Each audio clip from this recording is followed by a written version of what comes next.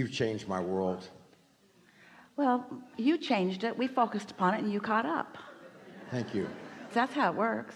People say, oh, Abraham, I've been following you. And we say, we're following you, we're following you.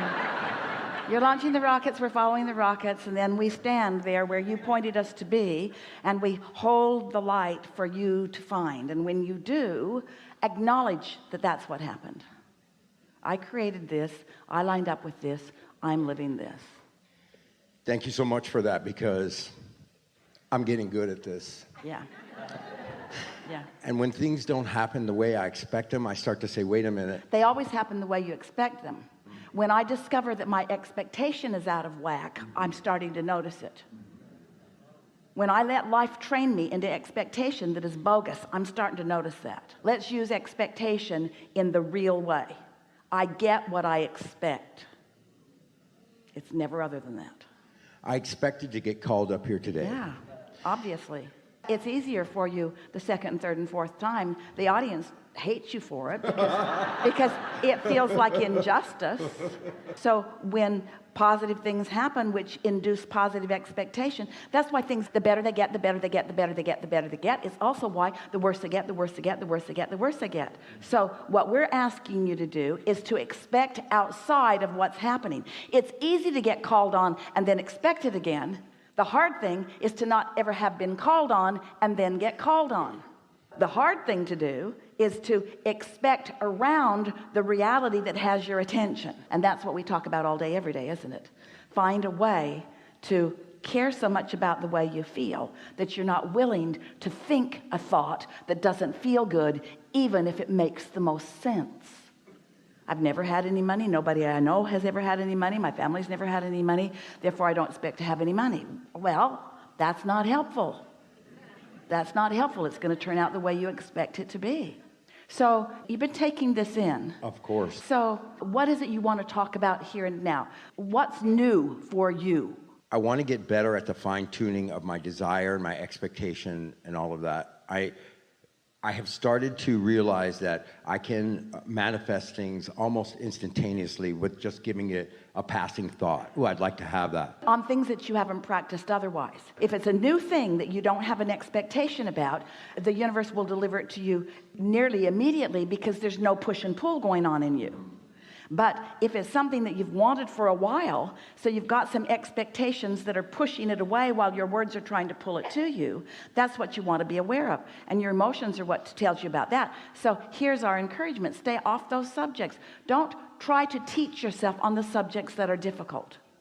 Teach yourself on the subjects that are not difficult, which means choose new subjects. Choose new subjects. Universe, today I would like to see evidence of happy people. Universe, today I would like to see evidence that you know what I've been thinking about.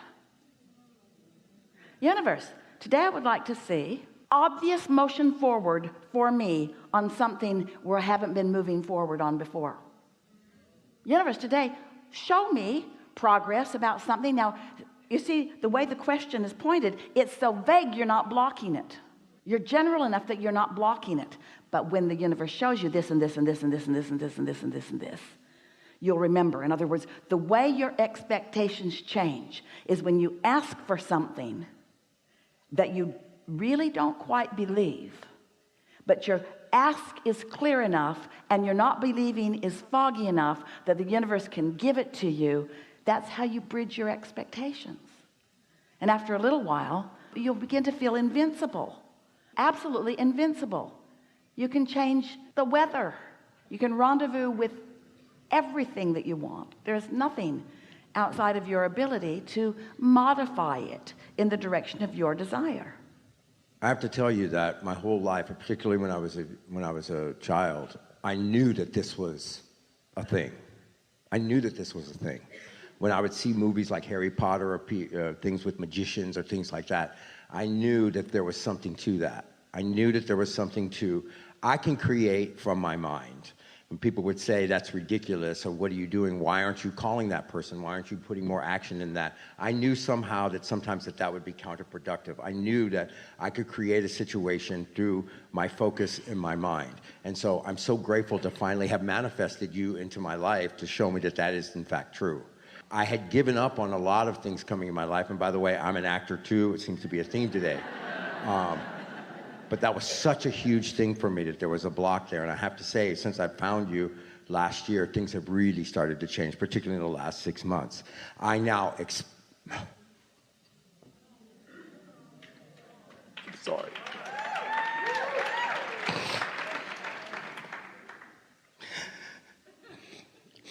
I have begun to expect my dreams to come true again. I wanted them so bad. But I realized that wanting them so bad almost made them out of reach. So now when I think about my desire to get a role or be on a show or whatever, I try to, and you'll tell me if this is correct or not, I try to bring that down to something that is closer to something that I manifest like that. I said, oh, of course I'd be calling for that. Of course I could get a part on that show. Of course I'm a good candidate for that movie. And that actually has started the gate to open where people are calling me in. When my agent tells me about a project, I will say to myself, and I don't say it to him, I'm going to get called in on that. I'm going to get called in on that. And I follow the impulses that come to me when I'm feeling good. So everything that you said here, really good. There's one tiny little bit of fine-tuning that we want to give you. And everyone's right here close with you, and so they're going to benefit from this too. When you caught your breath there for a moment, it was the indication that you had stronger desire than you did belief, just for a moment. And that's why it felt the way that it did. It amplified desire. And then the words that followed that experience, where you kind of choked up for a moment, were, I've wanted this so bad for so long. We just want to point something out that we pointed out about Esther's experience earlier. You're really going to like this. You're still doing, and so many people do it, you're wanting to influence or evoke from the universe, from the emotion of painful need than from joyful desire. And it worked with your mother. If you need a little, oh man, she's going to be right there. Humans sort of train you that way, to be just needy enough. But there's a power that's greater than that you want to practice. You want to come from love, not need. From love, not need. From love, not pain. From knowing, not guessing. From knowing, not hoping. You're at the place, and it's a good place to be. It's paying off really well for you, and it will continue to do so, but you could do better, where your desire is mostly being met with hope. And so that gives you quite a bit of what you desire. But when your desire is met with knowing, when your desire is met with love, when you're not trying to motivate normal people, but instead are only dealing with your own push-pull vibration. You see, it's when you think you're going to inspire another. Esther was doing that with her contractor. If he just understands that they are putting me in an inconvenient position and that I'm really too busy for this, maybe they'll hustle a little bit more and they'll get some stuff done. Nope, it slowed it down. Not because they wanted to slow it down. They weren't deliberately punishing her. The universe is not deliberately or indeliberately punishing her. It's that you can't get there from there. So it's from your pure desire and expectation that it be satisfied. But you see, you don't want to appear to be that arrogant. Because when you're sure of yourself, lots of other humans who aren't sure of themselves are offended by your sureness. That's why when you hear the stories from the actors, they are so ready to tell you about their struggle. Because they want you to give them permission to have received the benefit if their struggle. If I can present my struggle to you in an efficient enough way, you won't be mad at me for this now success. And a lot of you are doing that in a lot of ways because you're humaning and because you're banking upon what other humans are doing, because they seem like they're the ones that are casting and calling, and it feels like they hold all the cards, but they don't hold any cards. You hold all the cards in your calling and refusing, in your push-pull. You hold all the cards, and you just caught yourself in that little holding something back that you really wanted. It was like wanting to evoke just a tiny little bit of sympathy from the universe, who will then shine a light on you more kindly. You kind of get what we're talking about? When the universe can't change the kindliness of the light that is shining, because it couldn't be a more kindly light. The universe couldn't want more for you or believe more in you. Your inner being, which is what you're wanting to sync up with. Think of your inner being as your true agent, as your true employer, as your true holder of all the cards and all the goodies. Your inner being holds it all, and know you've got the part. You've got the part. It's a slam dunk. It's a done deal. Your inner being says yes, yes, yes, yes, yes, yes, yes, yes, yes. So who is it that you're pleading with? Those who hold no power. And in pleading with those who hold no power, you hold yourself in an expectation where you don't let in the power that your inner being's already laid out for you. It's the best we've ever said that.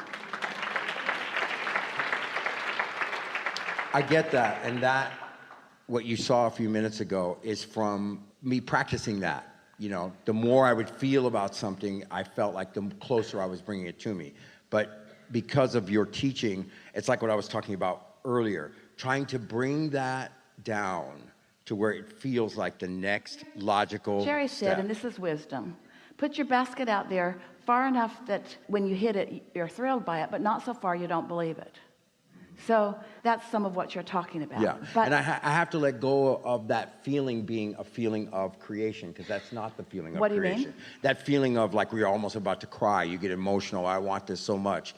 You know, it's got a lot of resistance in Well, it, like there's you were nothing saying. wrong with it, because it does indicate the power of your desire. Okay. But it also indicates the power of your resistance. When you're demonstrating the power of your desire with no resistance, you're just obnoxious. You're just sure of yourself. And you're just worried about nothing.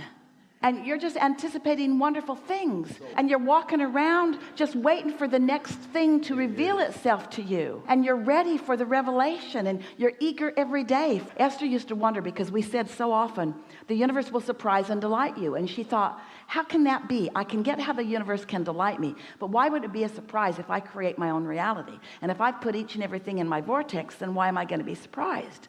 And we say, the timing of it is what surprises you. The timing and the combining of the things that you want. The things that you put into the vortex have been spun into this magnificent combining. And when you hold yourself, as you are beginning to do, steadily in that place of positive expectation, then there's just delight after delight after delight after delight. And so when someone meets you, you don't seem like an actor who is yearning for the job. You appear to them to be the actor that knows that he's got the job. Do you know why so many of the big projects cast the same actors? Because once they've been cast, they expect to be cast. So it seems like they only pick from them, or they mostly pick from them. But it's a vibrational thing. It's not like that. It's a vibrational thing. Of course, it's easier to expect it when it's happened to you. We started this conversation with those words. But you can, by understanding the laws of the universe and by demonstrating to yourself all day, every day, that you hold all the cards, you can then be that person who just expects things to go the way you want them to. Esther wants to say to her contractor and to the guy that's doing the gas pipe and to everybody else that's involved in any project that has anything to do with her, things always work out for me, so we're going to have a lot of fun together. Things always work out really well for me, and I bet they work out really well for you too. And want to be fun for things to work out for the two of us while we're involved with each other. Isn't that a nice way to be? Things always work out for me, which means I always star in successful movies. Things always work out for me, which means I always join really good teams. Things always work out for me. Things go really good for me. I have vibrational winningness going on, is really what you're saying. And people want to hook up with that. That's why confidence is attractive to others. That's why coattails are a thing. When you're sure of yourself, everybody wants in on it. And when you're timid, if you're going, people think, anybody else more sure of themselves? Hey, doctor, I'd like you to remove this whatever it is that I don't want in my body.